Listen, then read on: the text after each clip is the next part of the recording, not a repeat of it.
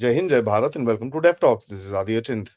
एक आर्टिकल आया है वेस्टर्न मीडिया से जो किसी एक चीज़ के ऊपर हिंट कर रहा है और उस हिंट की तरफ मैं आपका थोड़ा-सा फ़ोकस डालना चाहता हूँ।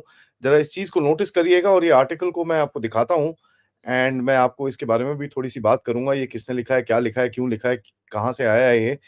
तो इसके बारे में थोड़ी-सी बात करेंगे बट बड़ा ही इंटरेस्टिंग एक चेंज है। ये आर्टिकल इस बारी मोदी साहब के ऊपर नहीं है। ठीक है? तो इसी में यहाँ पर सबसे पहले चेंज है और एक यहाँ पर ऐसा कहीं न कहीं एक और आदमी के ऊपर शक और एक और आदमी के ऊपर फ़ोकस डालने की पूरी-पूरी कोशिश की गई है। और ये हमको थोड़ा देखना पड़ेगा क्योंकि ये काफ़ी इंटरेस्टिंग एक आर्टिकल है, मैंने इसको पूरा पढ़ा। कहीं न कहीं बहुत मतलब लंबा-चौड़ा सा आर्टिकल है, तो चलिए उसको पहले देखते हैं एंड देन फिर थोड़ी-सी इसके बारे में बातें करेंगे। सो मैं आपका ज़रा 1 सेकंड स्क्रीन शेयर कर देता हूँ एंड आपको दिखेगा। सबसे पहले देखिए 2 लोगों का नाम है और जो एक बड़ा ही क्लियर हेडिंग है जिसमें कहते हैं he likes squaring people how Modi is right hand man Amit Shah runs India. मतलब मोदी साहब तो चलाते नहीं भारत को, अमित शाह ही सब कुछ करते हैं और कहते हैं भाई 40 years Amit Shah has been on Modi side, his confidant and his enforcer, this that ये वो पूरा तमाशा। नाउ इस आर्टिकल को मैंने पूरा पढ़ा। सबसे पहले तो देखिए आप यहाँ पर ये जाते हैं 2005। ये बेसिकली पहला पूरा आर्टिकल 2002 के जो गुजरात रायट्स हैं जिसमें सुप्रीम कोर्ट ने मोदी जी और ये पूरा जो एस्टेब्लिशमेंट है उस जगह की पूरा उसका पूरा चिट क्लीन करा है। लेकिन अब क्या है ना, वेस्टर्न मीडिया को पसंद नहीं है, कहते नहीं, नहीं, नहीं, नहीं, नहीं, सुप्रीम कोर्ट ने जो करा वो जो भी है, हम लोग तो फिर भी मानते हैं कि मोदी ने ये सब करा था और ये सब उन्हीं की वजह से हुआ है। ये देखिए पूरा-पूरा on the flames of the nights of Gujarat, Gujarat, Gujarat, Gujarat, Gujarat, Gujarat, Gujarat, Gujarat, Gujarat. ठीक है? तो entire focus for the first half of the article is Gujarat. ठीक है? सो ये ज़रा देखिए एक बड़ा ही इंटरेस्टिंग है। अब यहाँ पर एक एक जने का नाम आया है जो है सुब्रमण्यम स्वामी साहब। उन्होंने बोला है कि साहब स्वामी सुब्रमण्यम स्वामी जी ने मुझसे बात करी। इस जर्नलिस्ट से बात करी, जर्नलिस्ट के बारे में बताऊँगा कि साहब Modi and Shah are deeply insecure people who want to limit the influence of leaders who have their own electoral base. ठीक है? It is become a one man show now.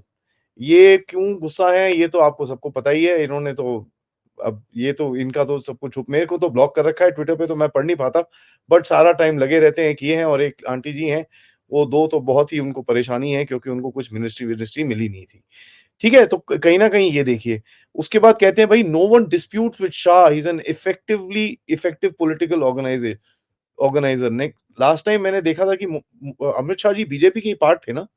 और बीजेपी एक पॉलिटिकल पार्टी ही है ना मेरे ख्याल से, तो अब कुछ और है तो पता नहीं। कमेंट्स में बताइएगा यार अगर बीजेपी कुछ और है, क्योंकि अगर पॉलिटिकल पार्टी के अंदर पॉलिटिकल ऑर्गेनाइज़र ना होगा तो कहाँ होगा, वो मुझे पता नहीं। बट मैं भूल गया हूँ बीजेपी पॉलिटिकल पार्टी है कि नहीं है, ये चीज़ हमको थोड़ा-सा याद करना पड़ेगा। ठीक है? तो ये देखिए बड़ा ही अब देखिए साइज़ देखिए लंबा-चौड़ा article. It is hundreds of words that have been put across. ठीक है? नाउ ये पूरा यहाँ पर देखिए आया है लोकल शाखा हिंदू नेशनलिस्ट ऑर्गेनाइजेशन आरएसएस का नाम। तो कहीं न कहीं आपको ये आर्टिकल का पूरा बेंट ज़रूर दिख जाता है।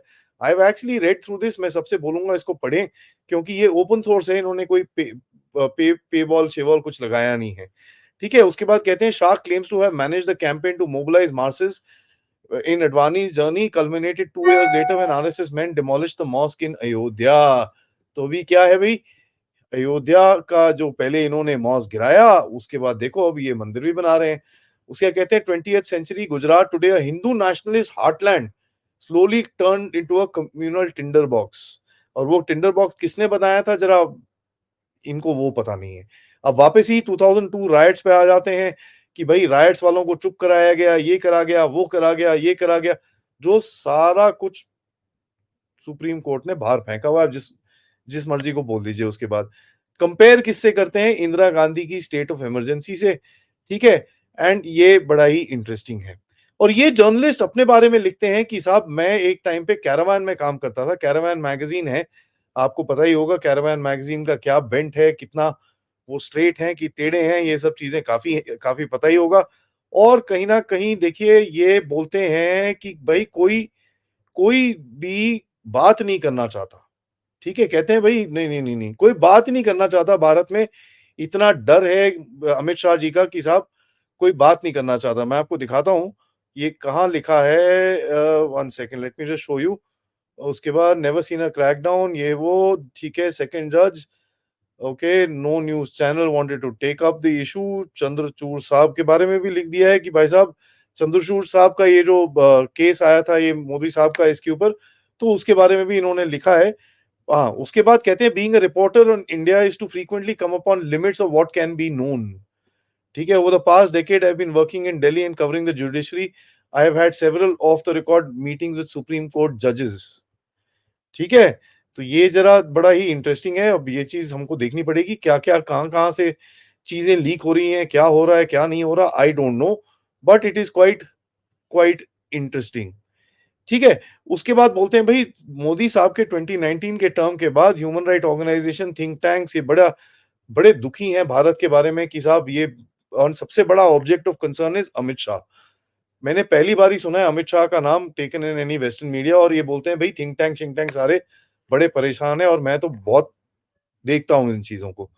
अब देखिए कश्मीर के बारे में लिखते हैं कि भाई किसी को कोई पता ही नहीं था, कश्मीर में क्या होने वाला है, फटाफट इन लोगों ने कर दिया, foreign journalist were not allowed and 4 million people were put under lockdown with all their communication lines set, severe curfew imposed by Indian troops, half a million security personnel in the region. बाप रे! गिन के आया था ना वहाँ पर ये, है ना? गिन के आया था। तुम्हारे ही बंदों ने, तुम्हारी ही लेफ्टीज़ ने उठा के इस जगह को आग लगाई, तो जब हम आग बुझाने जाते हैं तो इनको ये फिर प्रॉब्लम होती है। ठीक है? उसके बाद बोलते हैं भई सीएए देखो, इन्होंने हिंदू, सिख्स ये वो सब कुछ सबको दे दिया लेकिन मुस्लिम्स को एक्सक्लूड कर दिया। अब ये वही है नैरेटिव आपको दिख रहा होगा यहाँ पर। ठीक है? मुस्लिम स्टूडेंट्स ने प्रोटेस्ट करा RSSification of Indian citizenship law. भई अमित शाह ने ना उनकी यूनिवर्सिटी पे आपको याद है ये क्या है?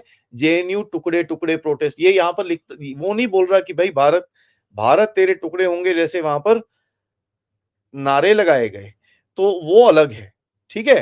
तो ये चीज़ आप देख लीजिए। ये देखिए when you make a man like Shah the president sends out a clear big message to the entire cadre of the party, it pushes the limits of what is acceptable to them. A former BJP minister told me कौन है भई? किसने बोला यार बताओ तो सही ना हमको। बताओ तो सही। ना, वो नहीं बताएँगे। ठीक है? उसके बाद देखिए आया कौन किस पे आया? इलेक्टोरल बॉन्ड्स पे। ठीक है? बात वहीं पे आ जाती है इलेक्टोरल बॉन्ड्स। ठीक है? तो देख लीजिए आप कहाँ पर ये आर्टिकल है। Some of the bonds were bought by individuals and corporation very same week that they were raided by income tax. इसका कोई अभी तक कोई कन्फर्मेशन नहीं आया है कहीं पे। ठीक है? बट ये एक नैरेटिव बन चुका है। कोई टेंशन ही नहीं है। नैरेटिव बना दिया है। अब वेस्टर्न मीडिया ने बोल दिया, अब तो सच्चाई है। अब यही रिपोर्ट के ऊपर उठ के रिपोर्टें बनेंगी और रेटिंग्स बनेंगी।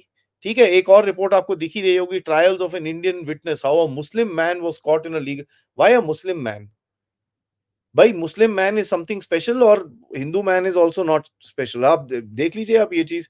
ठीक है? और ये देखिए support for the article was provided from a grant from the Pulitzer centre.